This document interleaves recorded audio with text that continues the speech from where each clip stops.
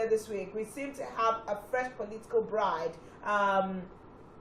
It's either this political bride is seeking for attention or has found some mainstay.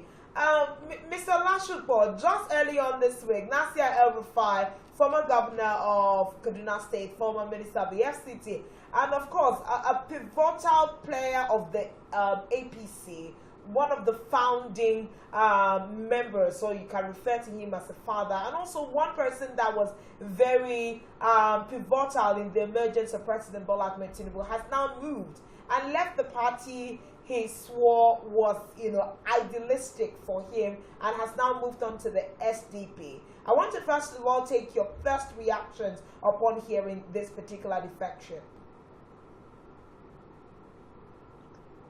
You are talking about the movement of... Hello, Mr. Lashko. Yes. Hello.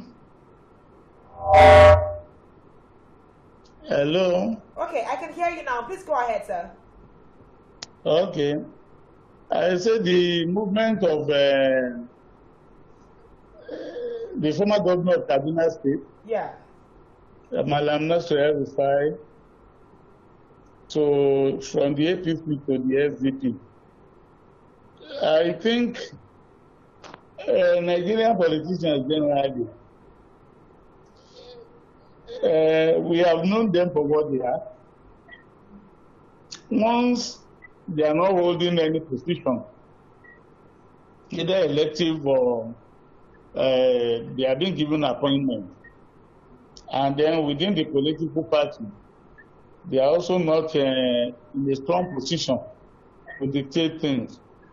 They always go to where they think their situation will be better. Don't forget, El-Rufai's emergence in politics was not because he was a party member. It was because General Obasanjo gave him an appointment, I think, from DPE and later to minister, that became popular in PDP, especially people in Abuja will remember El-Rufai for the demolition of structures in Abuja during his tenure as the minister. And don't forget, he left the PDP and went to the CPC with then teaming up with Buhari and others. And then later when they were going to form the APC, like he rightly said, he was one of the founding fathers of the APC. And under the APC, he became a governor. He spent 8 years. And what happened at the end of the 8 years? Nigeria politics does not allow for any period of irrelevance, political irrelevance. And what I mean by that, any period when you are not in a position to hand out either jobs, money, or something you hold on to that people will be coming to you to say, please, I want this. Can you help me get this and so on? And that's why you describe that many of them, the governors, as they are leaving their offices as executive government, they go to the National Assembly, the village. Don't forget, a governor is in charge of the whole state. A senator is representing just one of the 3 senatorial districts in the state. So, by a proper analysis, it is more or less like a downgrade from whole to a fraction. But because it affords them the opportunity to still have their hands on the apple pie of the national treasury, and then getting things for themselves and maybe some people close to them, so they will go to any length. The story, the beginning of the departure of El-Rufai from APC could be traced back to when he was nominated to be screened as a minister in the National Assembly. If you follow closely, people follow, we know that his name came up. But there were also allegations that even before he could even be assigned a particular portfolio. He has made up his mind that he will be Minister of Power. Whether he had discussion with party faithfuls, with the leadership of his party, or with Mr. President, that will get that, I will not know. But at the last minute, we were all shocked when they dropped Madam Nasir El-Rufai from being a minister. And shortly after that, he also fell out with his successor, who he had nominated in the state. That is the executive governor of Kaduna State, Obasani, who is the governor there now. They've parted ways. I was in Kaduna about sometime early February, and I was surprised when I got to town and I was told that all the relics of El-Rufai's government, his tenure, who are also holding strategic positions in the present government of Basani, they've all been relieved of the appointment. And then we knew something big was coming.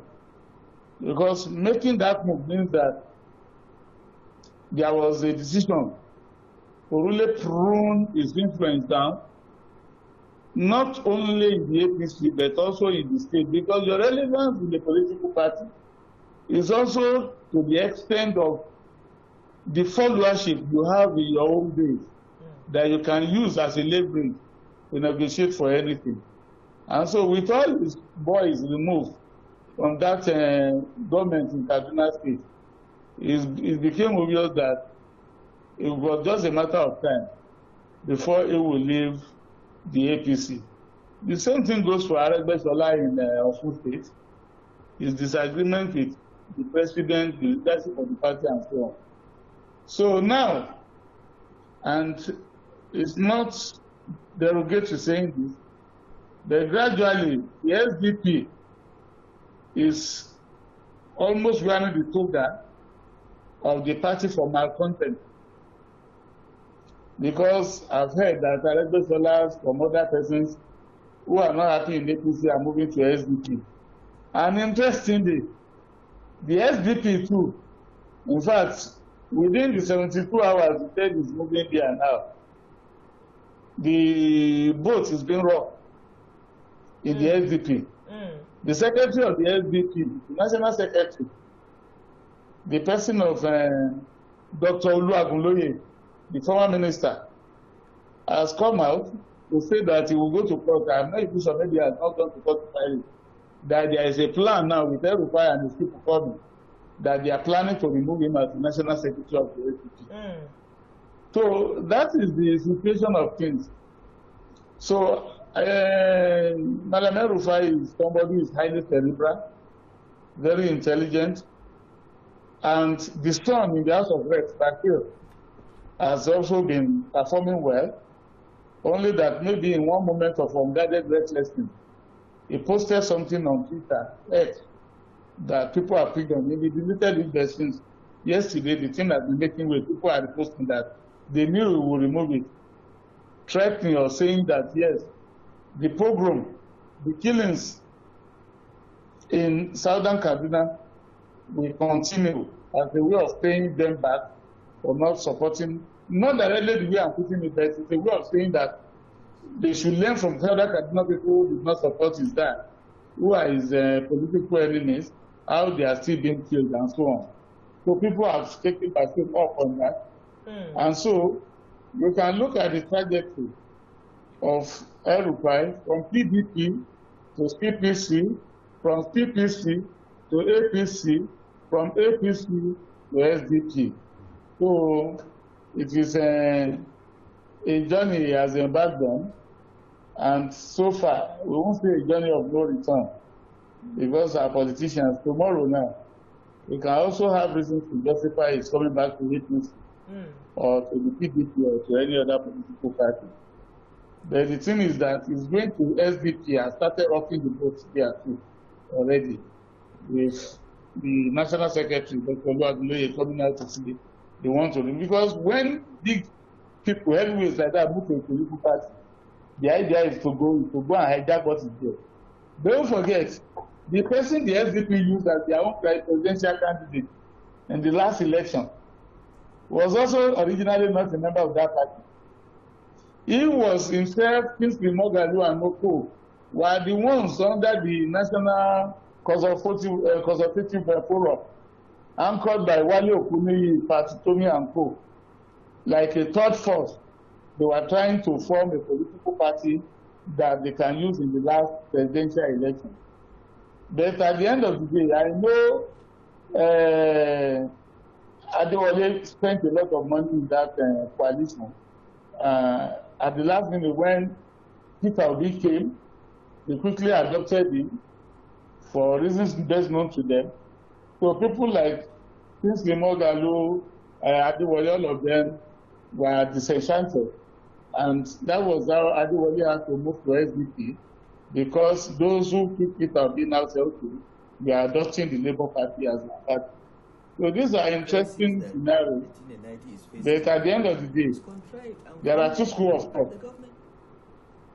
One, believing that the battle for 2027 has started. Whereas another school is also saying, no, it's not 2027, that is 2031. That El-Rufai is not politically naive and is intellectually endowed enough to know that it might not be that easy. So it might be a long-term plan. And people are saying that if somebody is missing presidential ambition, and that is why he's moving. Some of his allies in APC, who have also been complaining about internal democracy. Kayode Fayemi was mentioned as one of the persons who will go to SDP, but he quickly came out and said, look, he's in APC, he has not moved to anywhere. Comrade Lukman Saliu, the former NAS president and the chairman of APC in the Northwest, who also resigned his membership not too long ago, was started as one of the persons who will go to the SDP. He has also said no, that the El-Rufai leaving the APC was too early, that he should have waited a little, whatever that means. It is their own esoteric language that they understand among themselves. So let's wait and see the way things will unfold. But assessing the personality of El-Rufai, one, there are people who believe that it's somebody who is very rigid. I don't want to use the word stubborn, and that when he goes to a position, he believes that he has all the answers to every problem that may come up. So for that, some persons might not be too particularly happy seeing him coming to join them in SDP. And if it's about his political ambition to become president of Nigeria in future, let's also watch and see how things play out. Definitely, we have his followers who will go with him. But where we were discussing this last night, people were of the opinion that the real powerful politicians in the North will not be ready to tolerate an El-Rufai because of the disposition to evil when issues are raised that is not particularly tolerant of other people's opinion and all that. So these are the things there in the public space that people are. Thank you.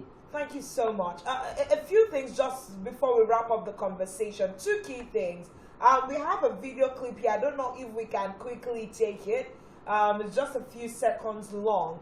But Nasir El-Rufai is alleging that the political infightings in the PDP, the Labour Party, and other parties have been instituted by the APC. These are allegations that he has made. And then there are other Nigerians that are celebrating that El-Rufai is the rise of a fresh opposition voice at this time. How do you react to that? And you've already touched on another issue that I don't even know if we have time to take. And El-Rufai pushing in the future as president. I've continued to say, if El-Rufai pitches himself as president, whether it's in 2027 or in 2031, we need to go back and look at his trajectory as Minister of the FCT and Governor of Kaduna State for 8 years. Is this the man that you want as president? That's a big question for the electorate. But in terms of him being an opposition and alleging that the ruling party is responsible for the infightings in PDP, Labour Party, and some of the other, maybe the SDP now, as it has already started. What's your take on that?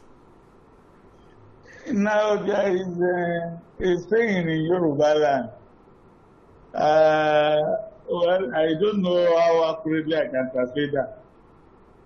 That if you are fighting somebody, biting the person, using your teeth to incapacitate or bring the person down is part of fighting your adversary.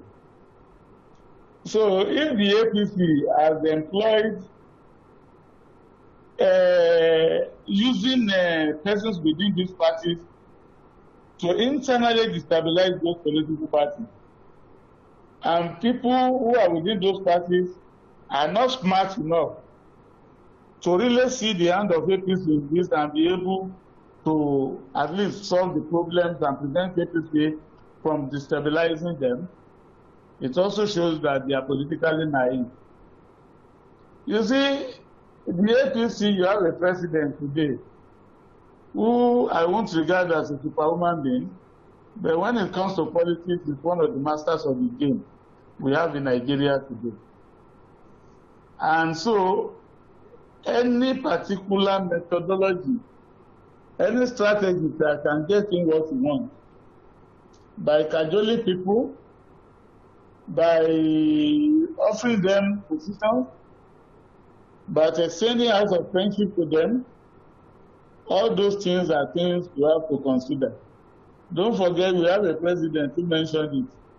And I think this is very clear. Since 1999, this is the first time somebody came out to say that it was his money he used for his election, so he had no godfather.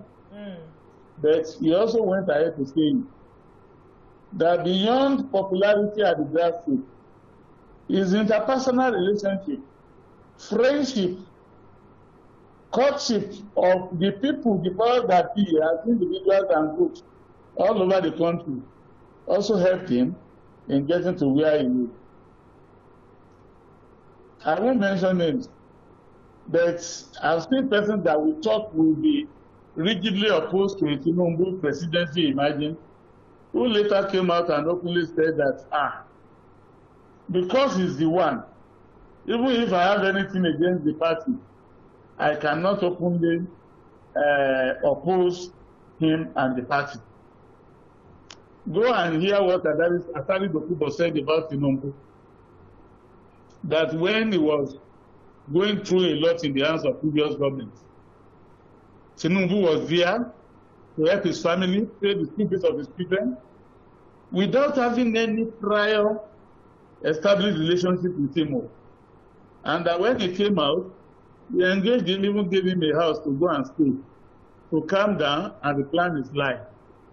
So these are strategies that people who are strategic godfathers do. If you read Mario Puzo's The Godfather will never say no to you. He will do everything you want for you without asking you for anything in return. But the day we ask you for something, comparatively, you think that this is insignificant to what this man has done for me in the past. I owe him that debt.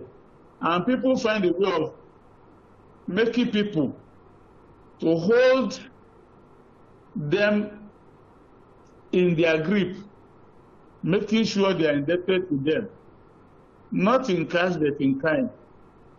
I say such a man be feared who sleeps with his eyes open.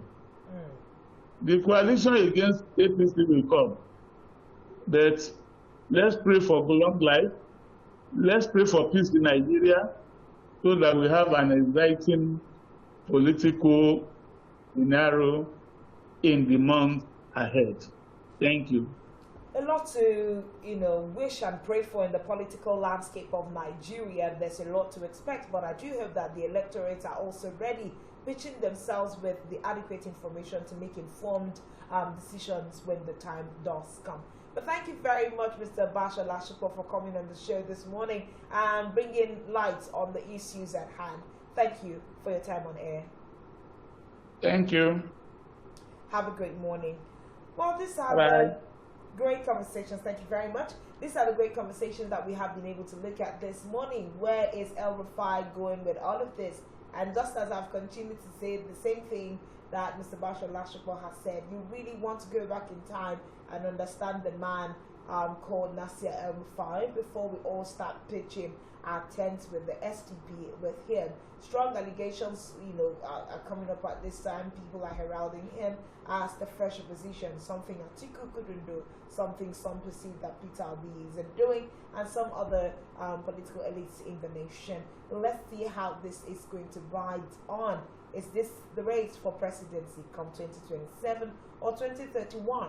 Or is there someone else that Nasir El-Rufai is shadowing to present in the nearest future?